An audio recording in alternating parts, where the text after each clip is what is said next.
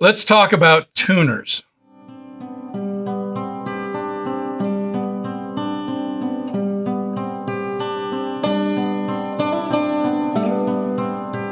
I think if you've been around an instrument, guitar, piano, or cigar box guitar, you're familiar with the concept of a tuner.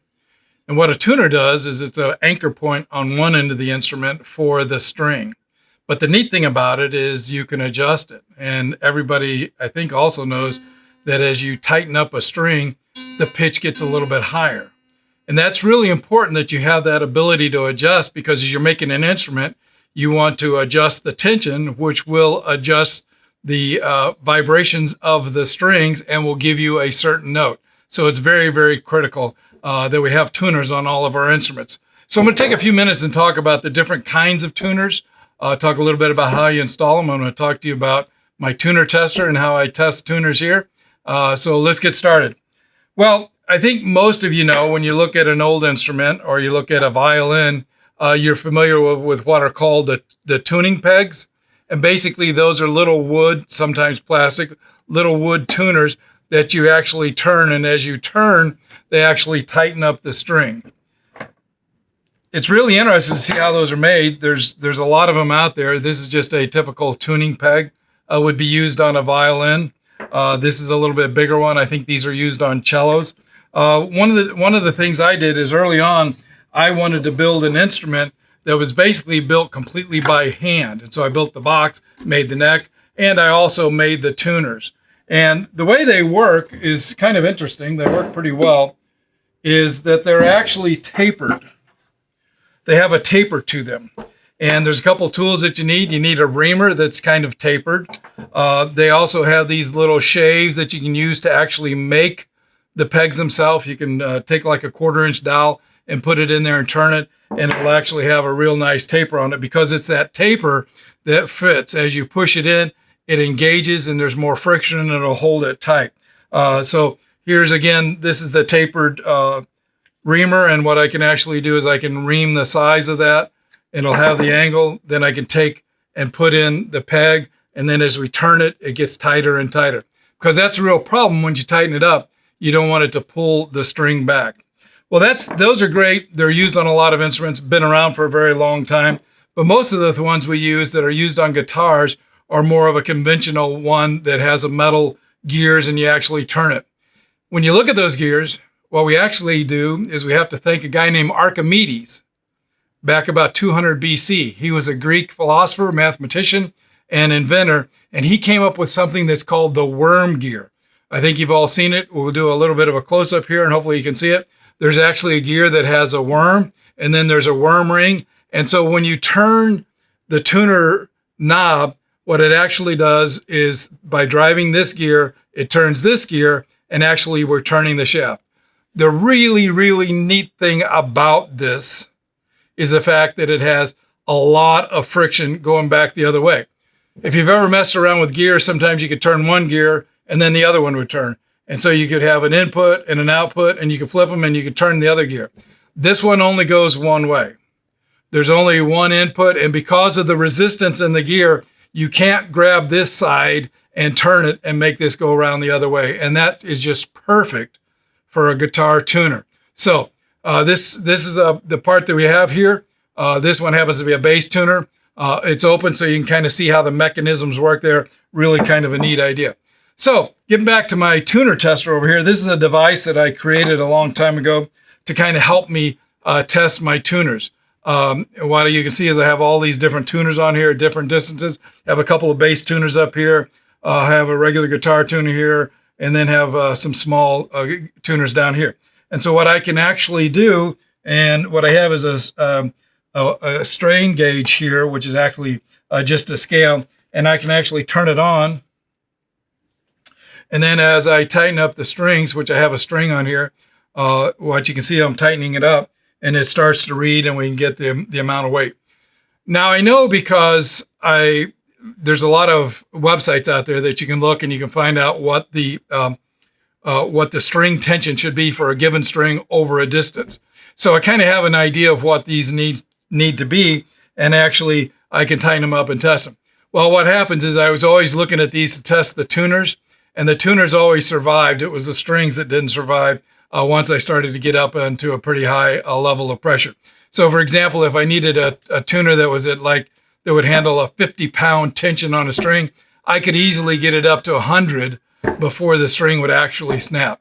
What I found is, and just from my experience, you'll hear a lot about the different types of tuners. There are what we call the open tuners.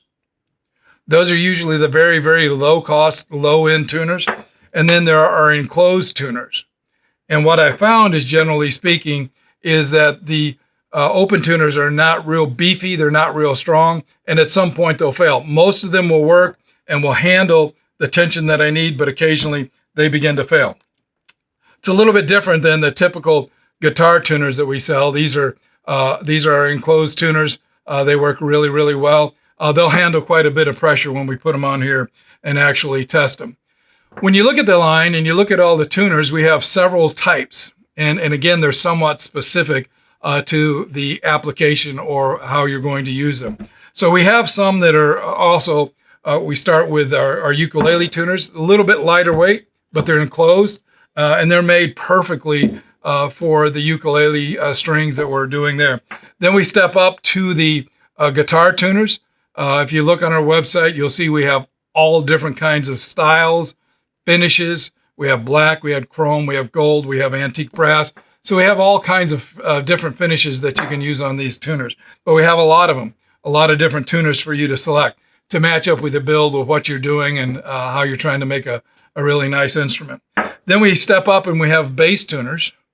And these are the big boys because the bass string is really thick and it really takes a lot of tension to pull it up tight. So these are pretty heavy duty.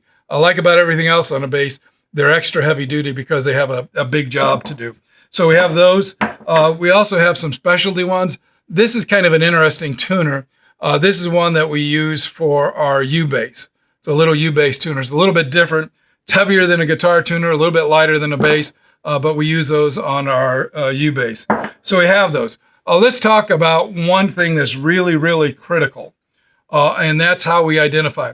A lot of people sell tuners in a set. You either buy all 6 or all 4, or you buy the whole set. We sell them individually.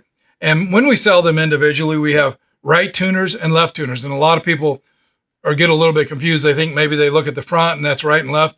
No, the way to properly identify, at least for our products and for most of the people in our industry, which is a right and which is a left. Take your instrument, put the body down, and look on the back, and what you'll see is on the tuner, there's a gearbox. That gearbox has to face the instrument.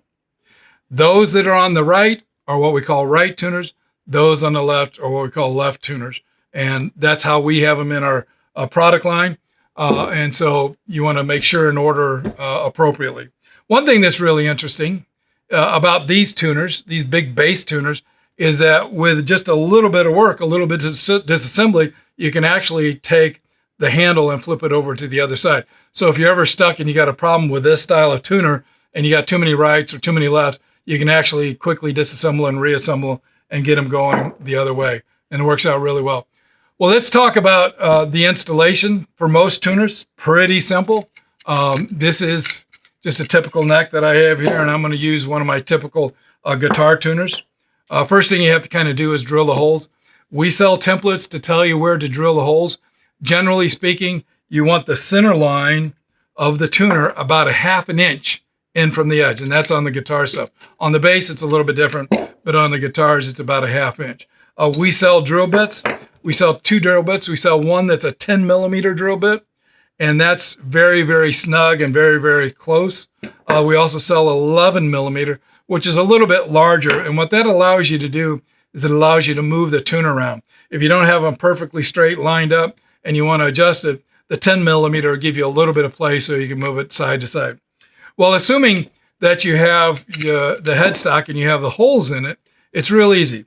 When you look at a bag of parts of the tuners, what you do is you have the tuner, you have a washer, you have a ferrule, and then you have a screw.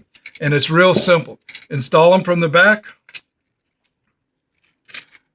Make sure that the gearbox faces down. So this one happens to be on the left, so it's a left. Then what we do is we take the washers And one of the things you want to do is you want to kind of look at the washer a little bit closely, because when they stamp these out on steel, the top layer is rounded just a little bit, and the the back side is a little bit sharp. So we want to put the back flat down with a rounded on the front, and then we install the ferrule and we screw the ferrule in. Again, most of these use a 10 millimeter socket to tighten them up. So you tighten it up, then I always examine it, make sure that it's lined up. Sometimes you can run a little straight edge across the top of the tuners to make sure they're lined up, or you can kind of eyeball it, and then simply drill a hole through the ear and use this a little bitty screw that we provide. Be really, really careful.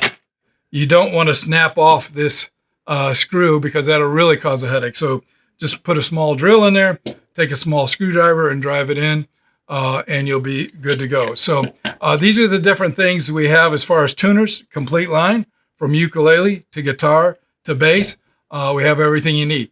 One last thing I'll close out with is just to show you some of the creativity. This has always been kind of a favorite instrument of mine that's in my collection. This was somebody's solution to coming up with tuners.